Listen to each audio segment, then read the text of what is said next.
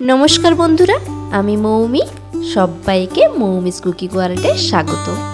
আজকে আমি নিয়ে হাজির হয়েছি একটা নতুন ধরনের রেসিপি, যেটা বিহারের বিখ্যাত রেসিপি চম্পারন মটন বা আহুনা মটন, যে নামেই আপনারা বলতে পারেন।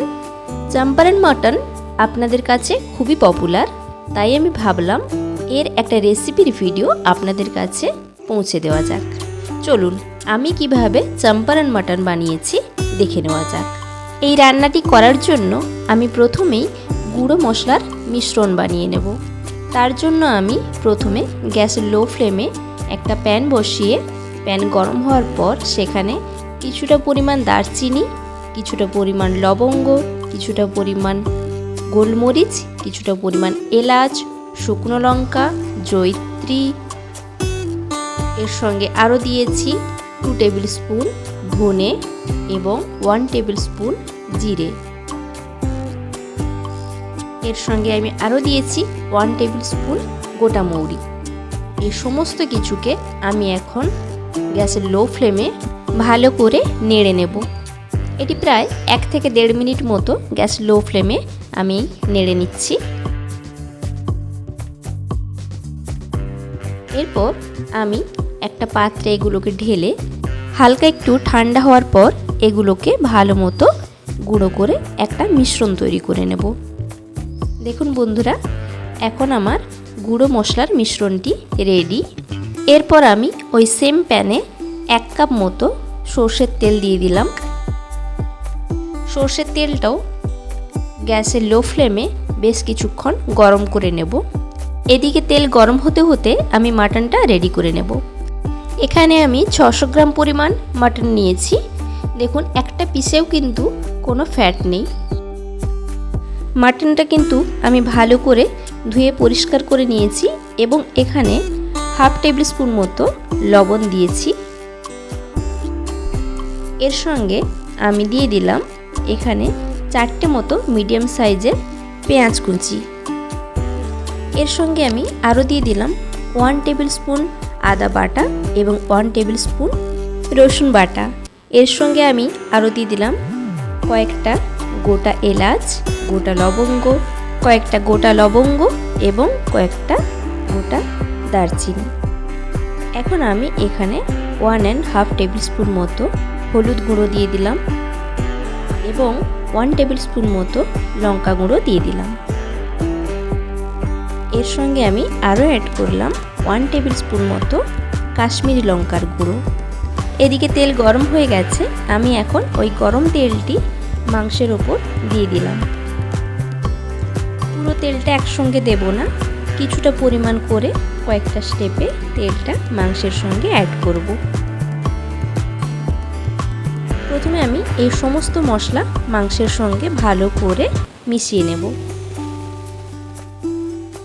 এখন আমি দিয়ে দিলাম পরিমাণ মতো লবণ এবং গুঁড়ো গরম মশলা, যেটা আমি আগে থেকে রেডি করে রেখেছিলাম।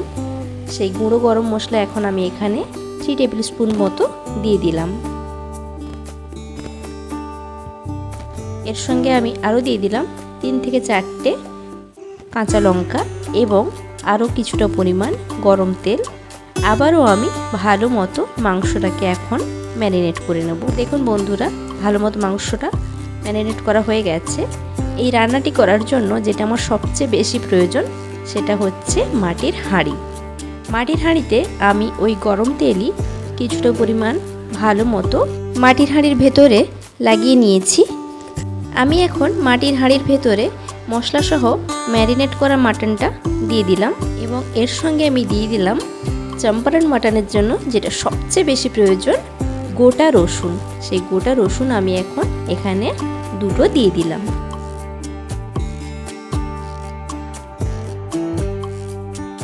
এখন আমি হাঁড়ির মুখটা একটা ঢাকা দিয়ে বন্ধ করে দিলাম এবং ঢাকার চারিদিকটা আমি বেশ কিছুটা পরিমাণ আটা মেখে আটা দিয়ে মুখটা সিল করে দিয়েছি, যাতে বাষ্পটা বাইরে না বেরিয়ে যায়।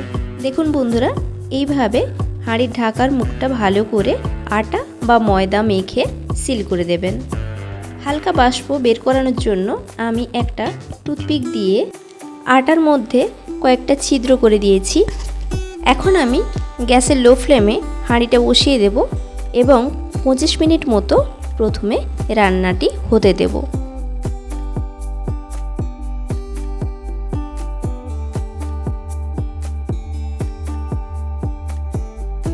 25 মিনিট হয়ে গেছে। আমি এখন হাঁড়িটাকে খুব সাবধানে ধরে হালকা ঝাঁকিয়ে নেব বা নেড়ে নেব। আবারও আমি 25 মিনিট মতো রান্নাটি হতে দেব। সম্পূর্ণ রান্নাটাই আমি গ্যাসের লো ফ্লেমেই করব। আবারও 25 মিনিট হয়ে গেছে। এরপর আমি হাঁড়ির ঢাকাটি খুলে একটা খুন্তির সাহায্যে মাংসটা ভালো মতো নেড়ে নেব। যেহেতু এটা মাটন, তাই সেদ্ধ হতে একটু বেশি সময় লাগছে।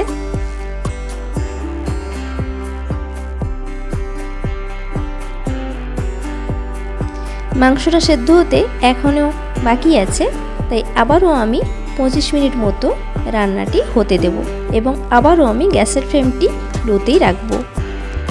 25 মিনিট পর দেখুন বন্ধুরা কিভাবে মাটন থেকে তেল ছেড়ে দিয়েছে।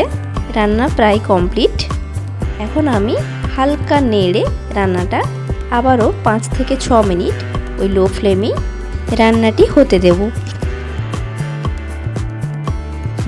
সম্পূর্ণ রান্না থেকে তেল ছেড়ে দিয়েছে। এখন আমি একটা পাত্রে এই মাটন ঢেলে নেব এবং গরম গরম সার্ভ করব। আশা করি আমার আজকের এই রেসিপিটি আপনাদের খুবই পছন্দ হবে। আপনারা অবশ্যই বাড়িতে বানাবেন। যদি আমার এই রেসিপিটি ভালো লাগে তাহলে অবশ্যই লাইক, কমেন্ট এবং শেয়ার করবেন।